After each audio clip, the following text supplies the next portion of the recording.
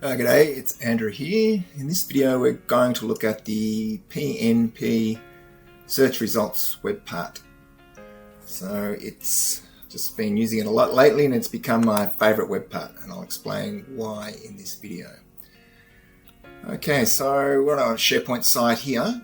We've got two web parts here. This one is the highlighted content web part, which people may be familiar with, and the one below is the search results web part.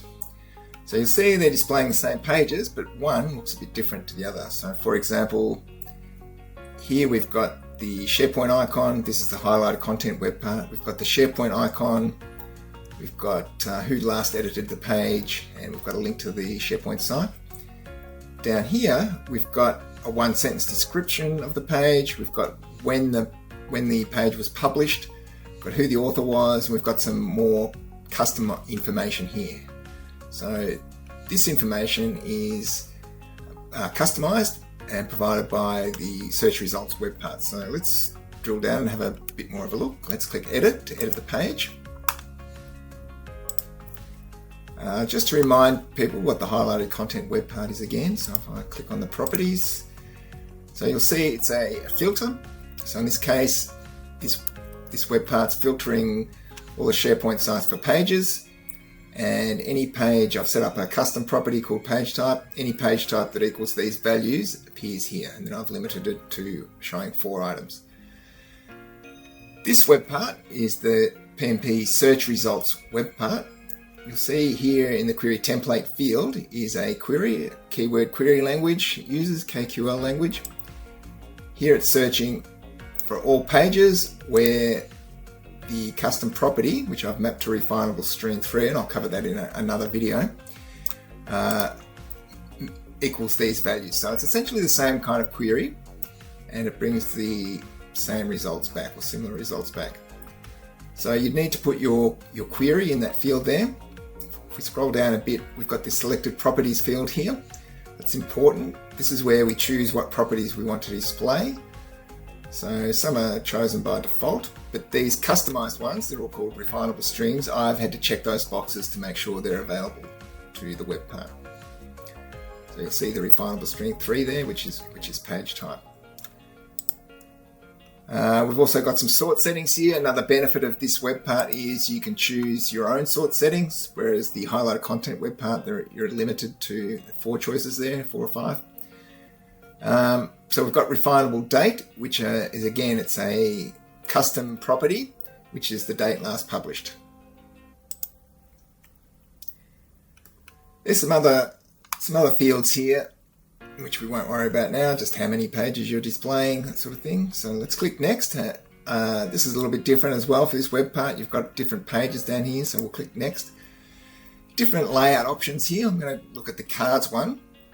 Now, to identify what information we want to appear on our cards, we go to this Managed Card Fields button.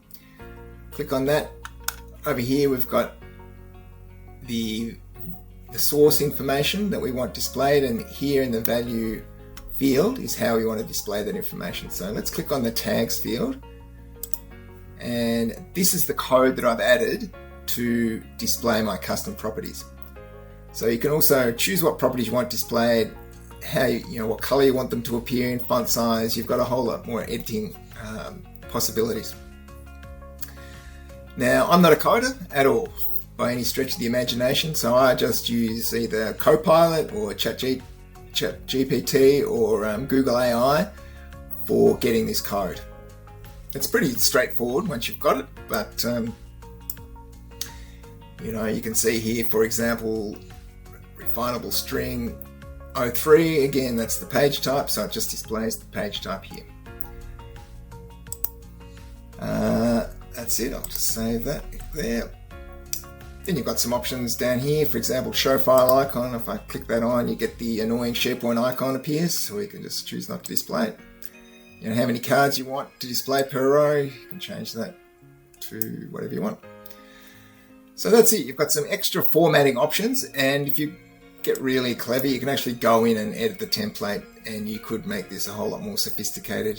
For example, you could have links to the actual author name. You click on the author's name and it goes to their page. But this is good enough for me, and I'll just republish that page. So this card approach, it's really handy. It displays a lot more information to help people decide whether or not they should click on that page. So I'll show you some other examples. Down here I've got some event cards. So a similar sort of format. I've got a little sentence there to explain a bit more about what's on the card, but then I've got the date of the event, where it's located, what the event type is, so you know what topics are covered in the event. So you can see here, same sort of approach, but different information is displayed. I'll show you another last example. So if I click on people up the top here, go to all people. Okay, this displays a list of people that I follow who talk about the digital workplace. Just incidentally, this digital workplace hub, it's my own SharePoint site, and it's the way I manage all my digital workplace related resources. So I've got the people I follow, I've got articles I'm interested in, I've got the topics, I've got how to, tasks I need to do, organizations that provide software, so I've got events that are on. So I've got a whole lot of information all about the digital workplace, and I've got it all organized in my SharePoint site. So let's have a look at this card down here. Again, this is the search results web part. It's just showing things in a bit of a different way. So let's have a look at that. So click edit. Click on the properties. So you'll see here in the query template field, it's a bit of a different query. So this query, all it's doing, it's searching across all the sites for pages, and wherever a refinable string 03, which is page type, is equal to author, it'll pick up that page and display it here. So you'll notice there's a bit more information.